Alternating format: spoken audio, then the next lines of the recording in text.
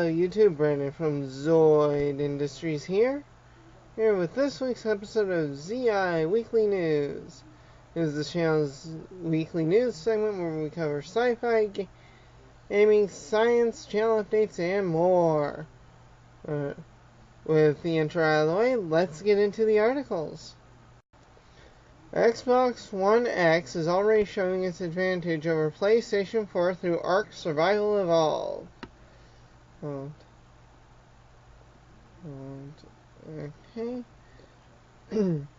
Ever since the Xbox One X was revealed, many users are questioning what sort of advantage does this console have over PlayStation 4 Pro. Sure, 2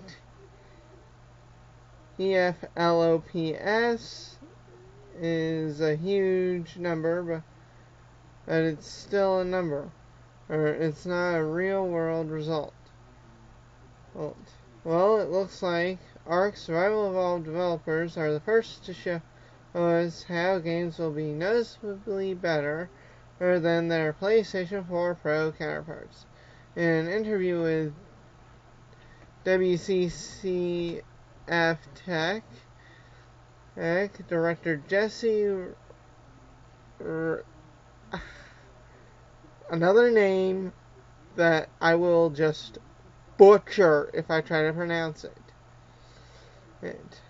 RAPCZAK. Instead of targeting 30 FPS like on the other consoles, we're going, whoa, they're targeting for 60 FPS for the Xbox One X. I would say, and more of the time for PlayStation 4 Pro, you would be seeing 30 FPS at 1080p, whereas with the Xbox One X, you're going to see double the frame rate at 1080p. You need 60 FPS. We might even allow the frame rate to go higher than 60 FPS, but we're still looking into that. Right now, it's actually uncapped, but on a TV previously on PlayStation 4 Pro, we had the option to choose between frame rate at 720p, 60 FPS, and resolution, 1080p, 30 FPS. As we removed it at 720p, 60 FPS because it's a better experience for the users now. Wow, that is impressive. I'm trying to adjust the camera a bit. Hold on. Let's see if we can do something besides just the computer. That takes away from. Hold on.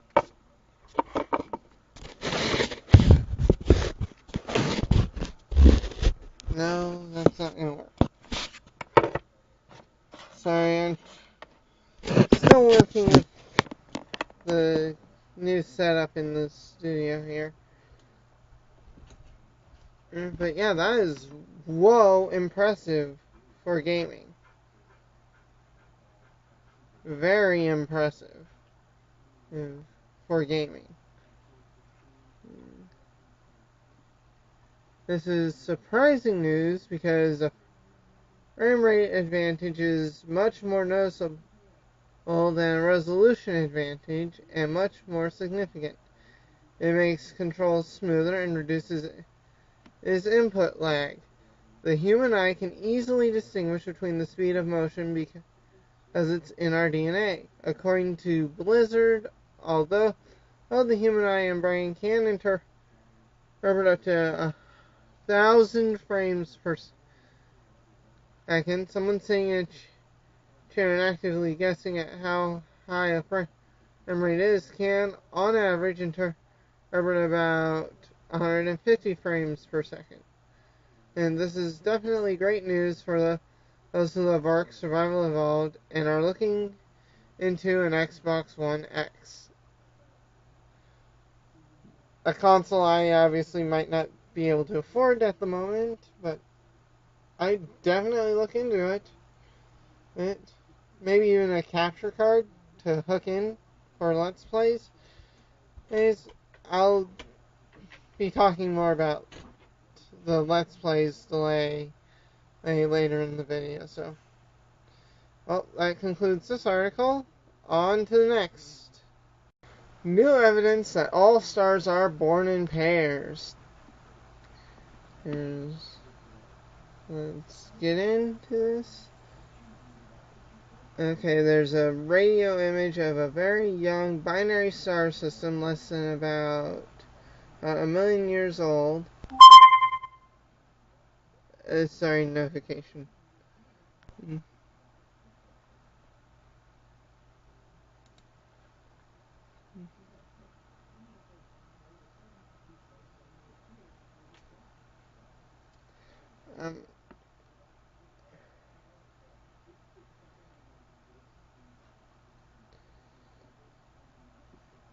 I'm going to pause recording for just a second.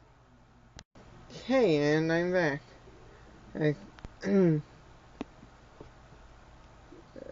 Less than a million years old, that formed within a dense core oval outline in the Perseus molecular cloud. All stars likely form as binaries when within dense cores. Credit is given to the SCUBA-2 survey and the image by Sarah Sadavoy of the CFA. And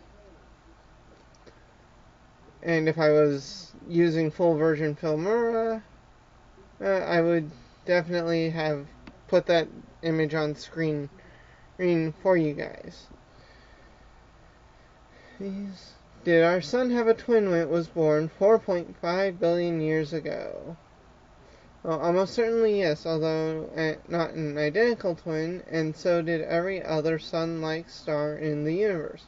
According to a new analysis by a theoretical physicist from UC Berkeley and a radio astronomer from the Smithsonian Astrophysics Observatory at Harvard University, many stars have companions, including our nearest neighbor, Alpha Centauri. A triplet system. Astronomers have long sought an explanation. Are binary and triplet star systems born that way? Did one star capture another? Do binary stars sometimes split up and become single stars? As astronomers have been searching for a companion to our sun, a star dubbed Nemesis because it is supposed to have kicked an asteroid into Earth's orbit that collided with our planet and exterminated the dinosaurs. I've heard that theory. It's relatively interesting, even if it does sound a little on the crazy end.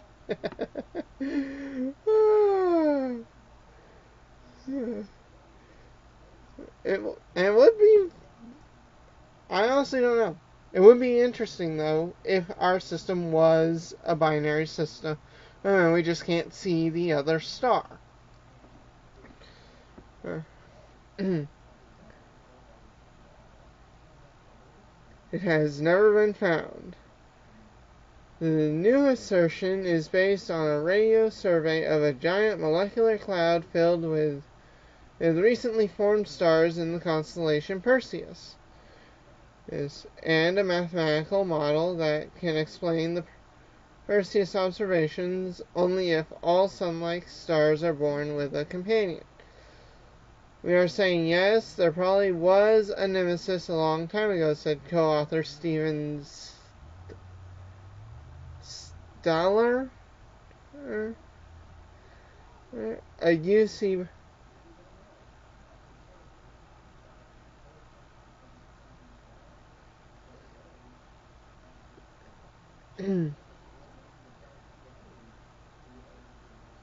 a UC Berkeley research astronomer. We ran a series of models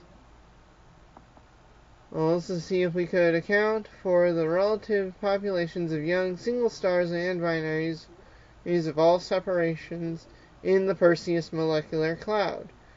And the only model that could reproduce the data was one in which all stars form initially as wide binaries. These systems are then either shrunk or break apart within a million years.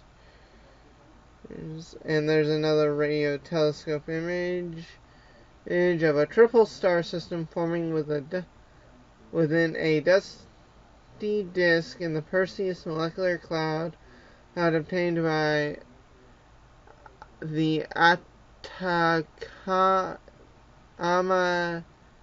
Large Millimeter Submillimeter Array ALMA in Chile. A credit to Bill Saxton working at that array. In this study, Y means that the two stars are separated by more than 500 astronomical units, or AU, where 1 astronomical unit is the average distance between Earth and between the Sun and Earth. There's 93 million miles. Woo! That's a lot of distance. That is a lot of distance. A wide binary is companion to our Sun would have been 7 times farther from the Sun than its most distant planet today, Neptune. Obviously, they're not counting dwarf planet Pluto, which, while I was still in school, was considered a planet. Shortly as I was leaving elementary school, they changed it to a dwarf planet. Based on this model, the Sun's sibling most likely escaped and mixed with all the other stars in our region of the Milky Way galaxy, never to be seen again. Aw, that would have been cool. It would have been cool to have a... Aww. The idea that many stars form with a companion has been suggested before, but the question is how many, he said. First author Sarah Sadavoy, a NASA Hubble Fellow at the Smithsonian Astrophysical Observatory. Based on our simple model, we say that nearly all stars form with a companion. The Perseus cloud is generally considered a typical low-mass star-forming region, but our model needs to be checked in other clouds. The idea that all stars are born in a litter has implications beyond star formation, including the very origins of galaxies. These stellar names are hard. And I'm just going to go on record saying that.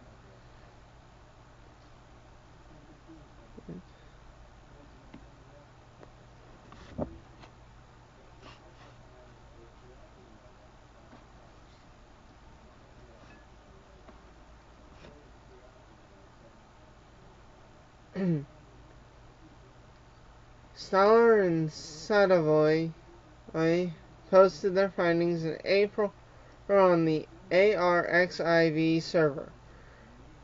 Their paper has been accepted for publication in the monthly notices of the Royal Astronomical Society. Stars birthed in dense cores. Astronomers have speculated about the origins of binary and multiple star systems for hundreds of years, and in recent years have created computer simulations of collapsing masses of gas to understand how they condense under gravity into stars. They have also simulated the interaction of many young stars recently freed from their gas clouds, not glass clouds. God.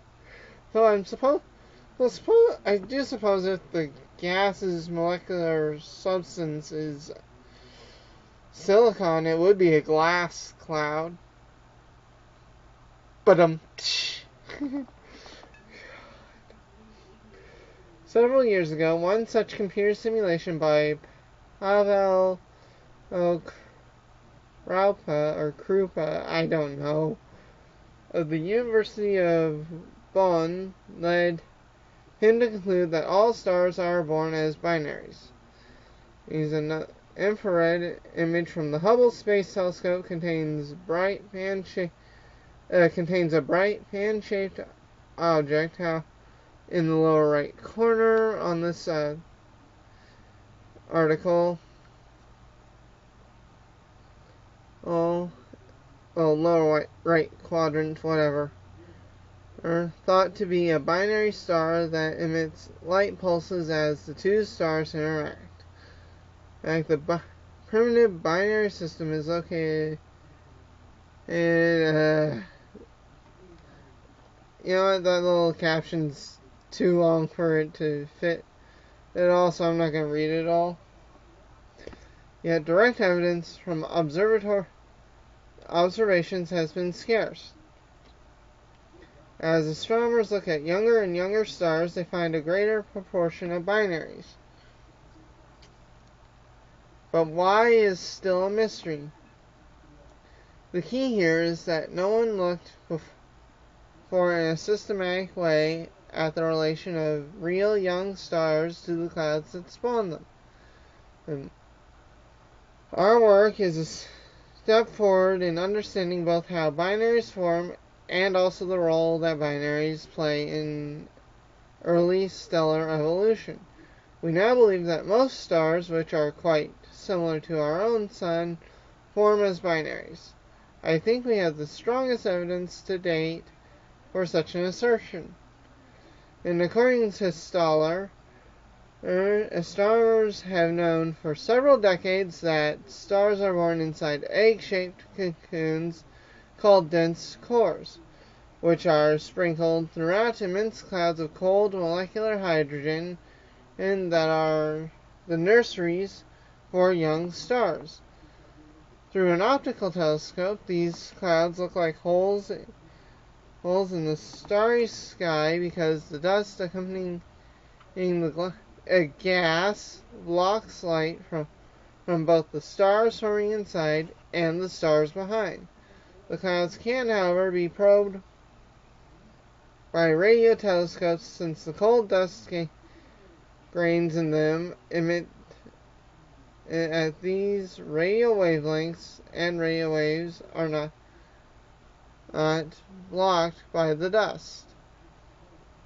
The Perseus molecular cloud is one such stellar nursery, about 600 light-years from Earth and about 50 light-years long. Last year, a team of astronomers completed a survey that used the Very Large Array, a collection of radio dishes in New Mexico, to look at star formation inside the cloud called Van Dam. They've written it as an acronym, but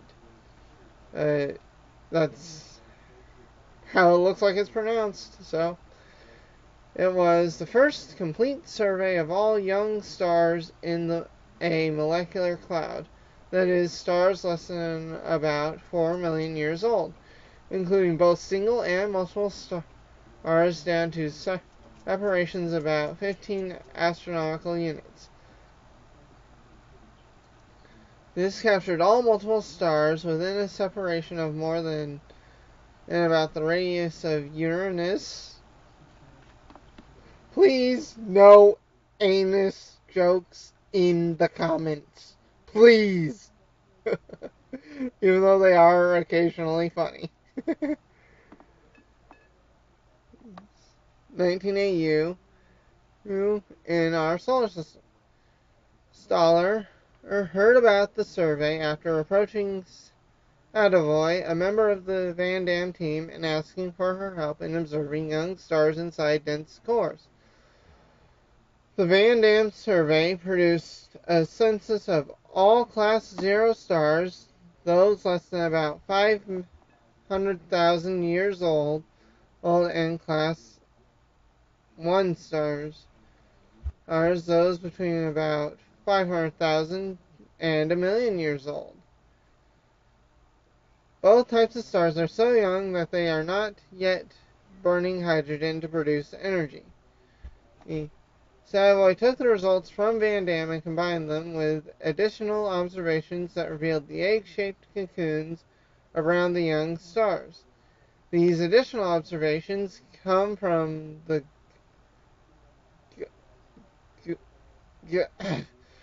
Stargate SG-1 has taught me to pronounce it as Goa'uld, well, it looks like it's actually saying Gould. Old Belt Survey with Scuba 2. I'm sorry, it looks like it's pronounced that way. I'm sorry. Alright, if that's not how it is. So, on the James Clerk Maxwell Telescope in Hawaii. By combining these two data sets, Savoy was able to produce a robust census of the binary and single star populations in Perseus. It is turning up 55 young stars in 24 multiple star systems, all but 5 of them in binary, and 45 single star systems. Using this data, Savoy and Stoller discovered that all of the widely separated binary systems, those with stars separated by more than 500 AU, were very young systems containing 2 Class 0 stars, or Class O, however it's done. I'm sorry, I'm not a scientist. Even though I do like to play one in Star Trek Online.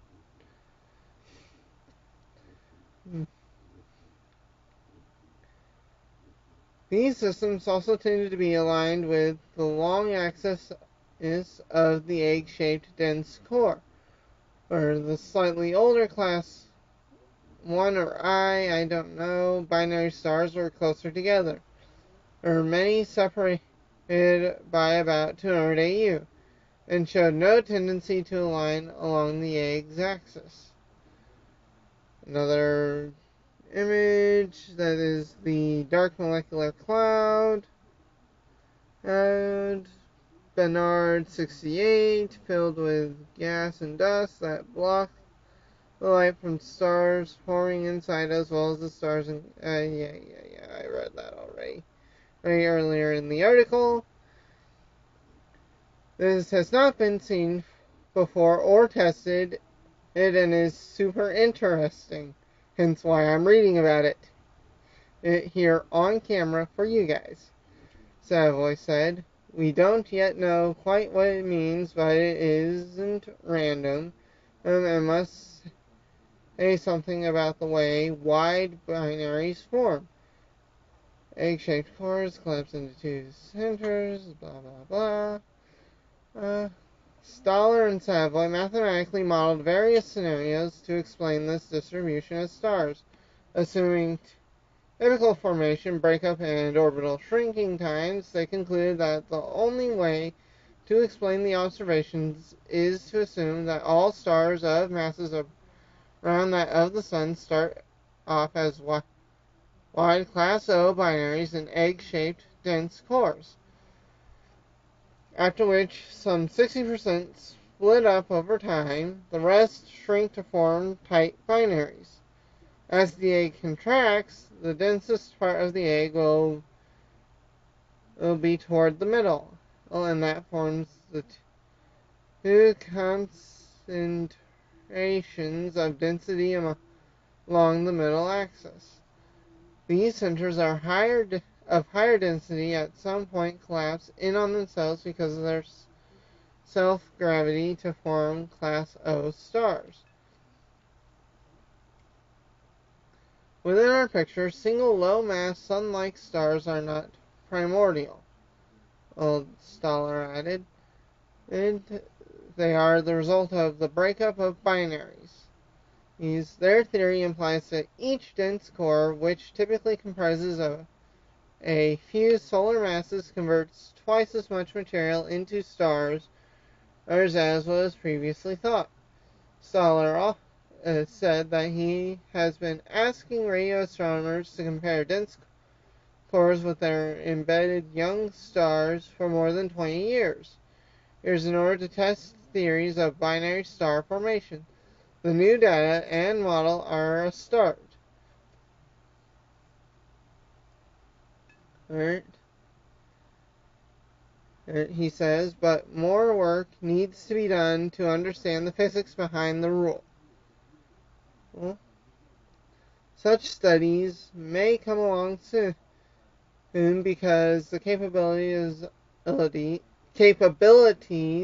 now upgraded VLA and ALMA telescope in Chile, plus the SCUBA-2 survey in Hawaii, are finally giving us the data and statistics we need. This is going to change our understanding of dense cores and the embedded stars within them, Savoy said. And that's the end of the article. On to the next one. Ancient bird like a kangaroo-sized flying turkey. Got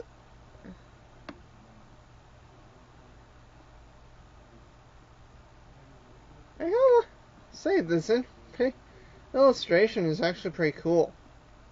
Well, again, you'll be linked to the articles. So, yeah. It has been described as a giant flying turkey the size of a gray kangaroo by Australian scientists. It is actually an extinct species of megapode or pod, I don't know, bird, an ancient cousin of the modern malleefowl. Well, I don't know, which famously builds mounds of earth and leaf litter in which to lay and incubate its eggs. Progura gallinaceae probably didn't do that, however. It lacked the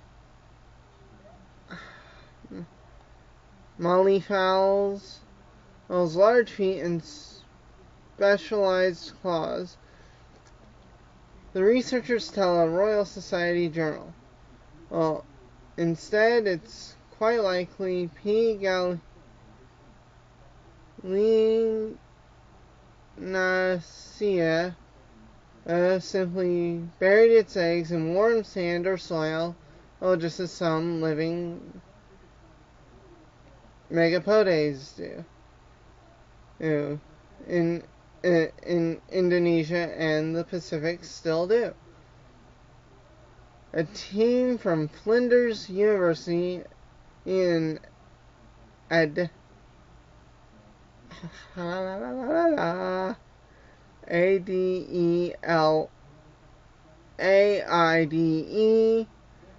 he assessed new and old fossil finds in producing its report.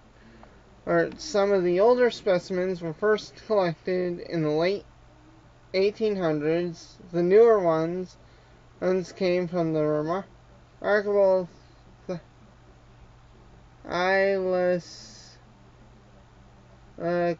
Coleo caverns of Western Australia, where countless ancient animals fell to their deaths through limestone pipes. The scientists actually described 5 new species of extinct megapodes, of which Progura gallinaceae was the biggest. These birds all lived in the Pleistocene, a time period that covers 11,700 years ago to 2.5 million years ago. That means they would have existed alongside some of the iconic megafauna, such as the giant marsupials that disappeared shortly after modern humans first entered the Australian continent. Although many large extinct birds, such as dodos, were flightless, the Flinders team says Progura gallinaceae definitely could take to the air. It had strong wing bones and probably roosted in trees. The researchers say the paper on the ancient nowadays is published in Open Science. And that concludes this article. On to a channel update.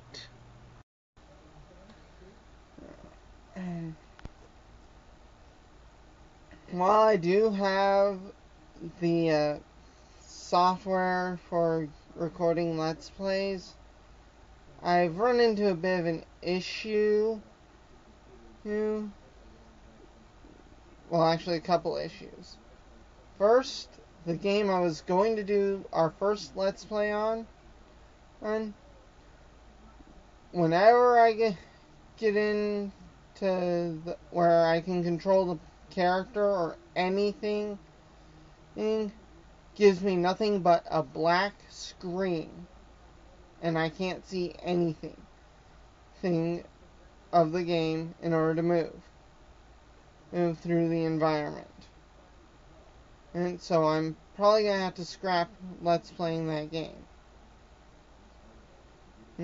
The program I tried to record the Let's Play with is also recorded, at least when I set it to MP4 or file, recorded in black screen. Now whether or not this is true of its other formats, I do not know. I'll have to do some testing even before I give up on that program. Fortunately, I have another program I can resort to if that one won't work. And then let's see. The Let's Plays I just finished covering. I'm starting to put together a little bit of structure for my upload schedules and what I film on certain days. And some of you may have already noticed this happening.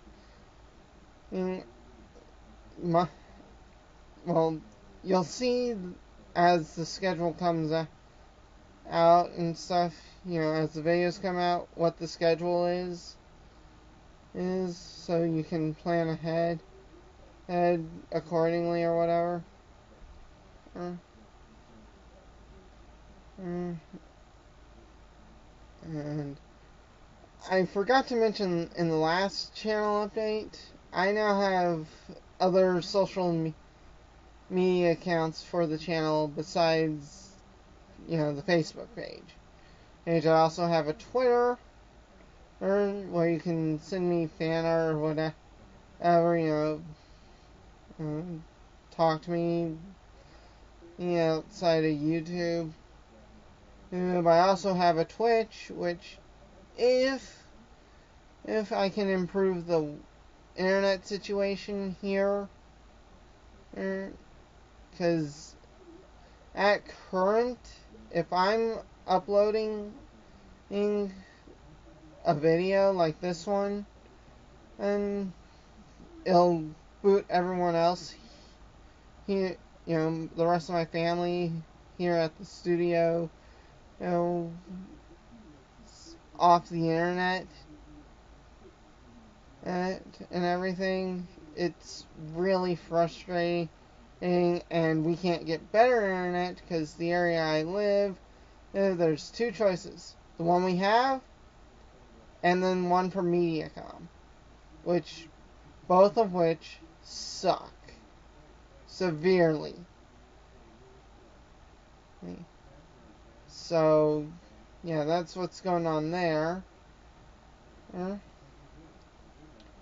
I will definitely slowly start getting, everything back going that needs to be going for the channel. Well, so, yeah. This pretty much concludes the video. Please like, comment, and subscribe if you enjoyed the video. See you on the battlefield.